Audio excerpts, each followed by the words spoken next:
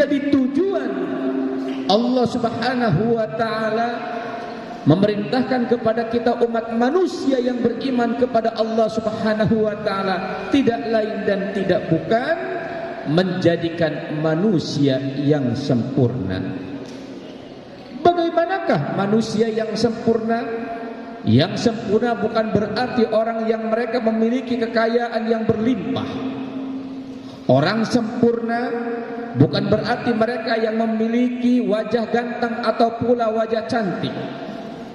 Orang sempurna bukan berarti mereka di dalam hidupnya memiliki jabatan yang tinggi, kedudukan yang megah. Tetapi sebaliknya yang dinamakan yang sempurna, mereka hidupnya selalu terus istiqomah di jalan Allah Subhanahu. Jadi orang yang sempurna bukan harta, tahta, jabatan, pangkat, kedudukan, kemewahan, tetapi orang sempurna mereka yang istiqomah di jalan Allah Subhanahu wa ta'ala. Kalaulah manusia hidupnya sudah sempurna, selalu ada di jalan Allah Subhanahu wa ta'ala, secara pribadi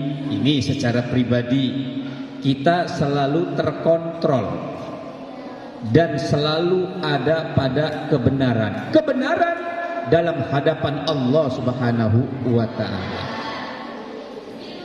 Tidak ada yang harus kita pikirkan dalam pribadi kita. Tidak mesti kita harus main kucing-kucingan.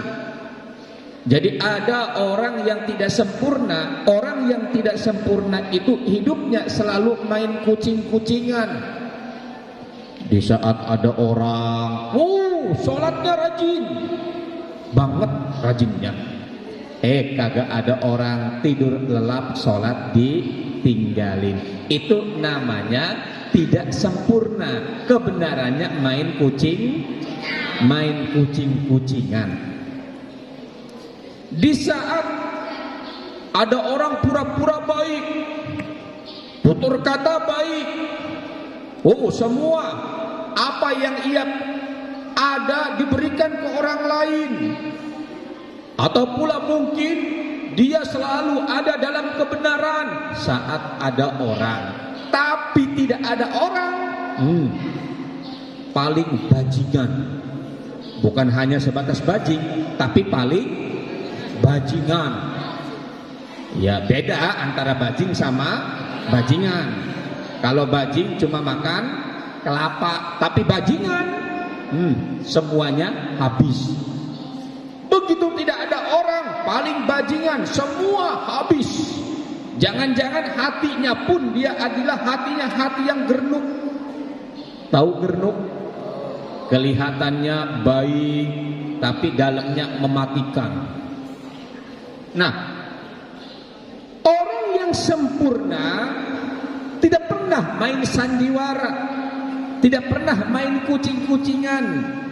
Orang yang sempurna imanan wahtisaban, hanyalah satu karena Allah keimanannya dan karena Allah Subhanahu wa ta'ala.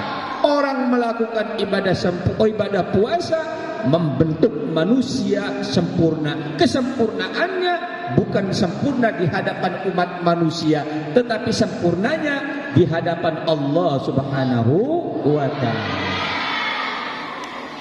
Kenapa harus sempurnanya di hadapan Allah Subhanahu wa ta'ala? Saudara-saudariku, para pemirsa Sobat Ramaloka yang dimuliakan Allah. Jadi dalam diri manusia ini ada dua jasad. Ada berapa? Ada dua jasad. Nih, ini harus kita sadar. Jadi dalam diri manusia ini ada dua jasad. Ada jasad lahiriah dan ada jasad batiniah.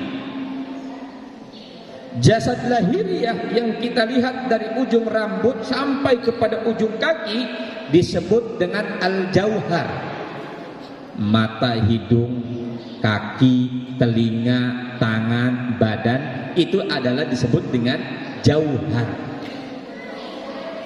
Yang kedua adalah jasad batiniah. Apa jasad batiniah? Nurani. Apa yang dikatakan nurani?